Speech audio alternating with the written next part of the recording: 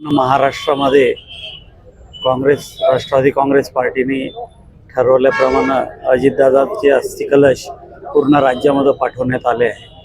आज अमरावतीला 6 जिल्ह्याचे अस्थिकलश आलेले होते। त्यात वर्धा, बुलढाणा, वाशिम, यवतमाळ, अकोला ह्या सर्व 6 जिल्ह्याचे जे अस्थिकलश आहेत त्याचं नियोजन आणि त्यांना ते सुपूर्द करण्यात आलेले आहे।